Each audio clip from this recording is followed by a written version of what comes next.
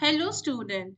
Today I am going to start a new poem that is The Duck and the Kangaroo. Before starting this poem, I want to give you a short introduction of this poem. So, the poem here elaborates the desires of a duck confined within the limits of the pond to go beyond and travel the world like the kangaroo did. The duck requests the kangaroo to take it on a trip and find a solution to the problems which the kangaroo would face. So now coming to the first stanza, said the duck to the kangaroo, "Good gracious, how you hop over the fields and the water too, as if you never would stop. My life is a bore in this nasty pond, and I long to go out in the world beyond. I wish I could hop like you," said the duck to the kangaroo. So, my dear student, here the duck is awestruck to see the movement of the kangaroo. It expressed that the kangaroo could hop continuously over the fields and water bodies. The duck's life was boring as it remained in the pond all the time. It wished to see the world beyond the limits of the pond.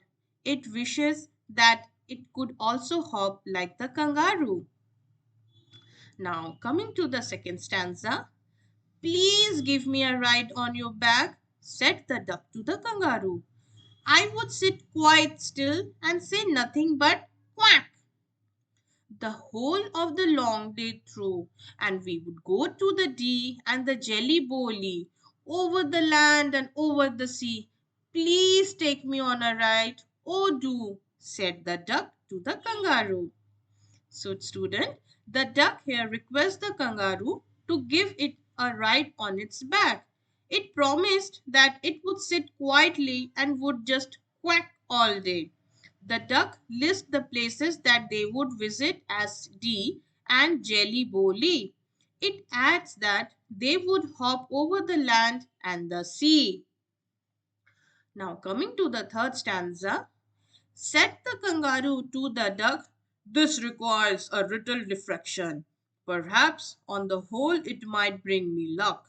And there seems but one objection, which is, if you will let me speak so bold, your feet are unpleasantly wet and cold, and would probably give me the rheumatiz," said the kangaroo. So, student, the kangaroo replied that it had to think over it. The idea could be good for him, but he had an objection that the duck's wet and cold feet could give it body pains. Now, coming to the fourth stanza, said the duck, "As I sat on the rocks, I have thought over that completely, and I bought 4 pairs of worsted socks, which fit my webbed feet neatly. And to keep out the cold, I have bought a clock, and every day a cigar I will smoke, all to follow my own dear true love of a kangaroo." So, student, the duck says that as it sat on the rocks during the day, it had thought over it. In order to avoid that, the duck had bought 4 pairs of worsted socks which fitted its web shaped feet well. In order to stay warm, it would wear a shrug and also smoke a cigar every day. The duck would do all this to protect the kangaroo as it was a beloved. Now, coming to the next stanza, said the kangaroo, "I am ready, all in the moonlight pale.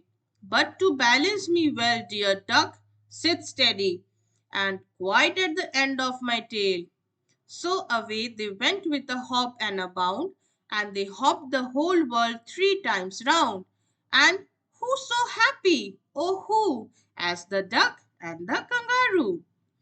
So, in the last stanza, the kangaroo was satisfied with the duck's response and got ready for the ride. At night, when the sky was filled with the pale light of the moon, they started their trip with a hop. The kangaroo asked the duck to hold it firmly, and they traveled around the world 3 times. And both of them enjoyed each other's company. I hope you really enjoyed this poem. Thank you, students.